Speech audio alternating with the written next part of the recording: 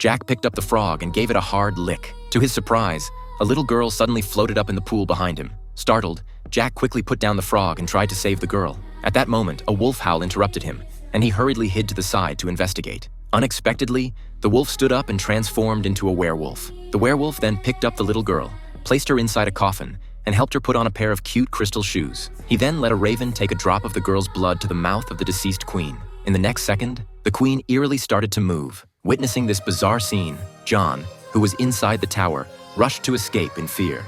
Just then, the beautiful and enchanting queen appeared in the mirror and asked John to stay with her.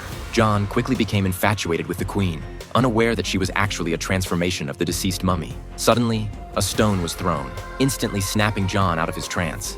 It turned out that Jack, who was outside the tower, had thrown it. The werewolf had discovered him and urged John to come out quickly. John, now awake, immediately jumped out of the window, accidentally hitting the werewolf as he landed. To prevent the tragedy from unfolding, the Grimm brothers immediately returned to the town and told the king about the witch in the forest. However, the king didn't believe them and thought that the two exorcists were incompetent. Without hesitation, he tied them up in the forest and ordered the soldiers to bombard the forest with cannon fire. Fortunately, Lisa managed to sneak into the forest and rescue the two men in time.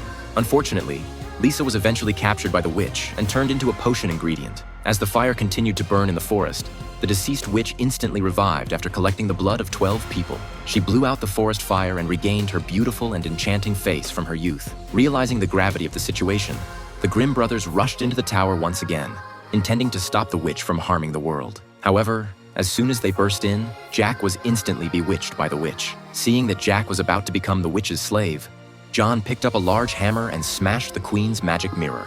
In the next second, the queen's body shattered like glass, and Jack awoke from the illusion.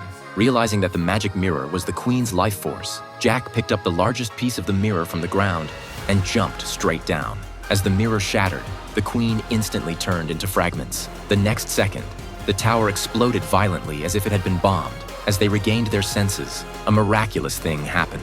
The 12 sacrificed children all came back to life as if a curse had been lifted. In the end, all the children returned to their parents' embrace. And from that day on, the Grimm brothers became the most famous exorcists in the town.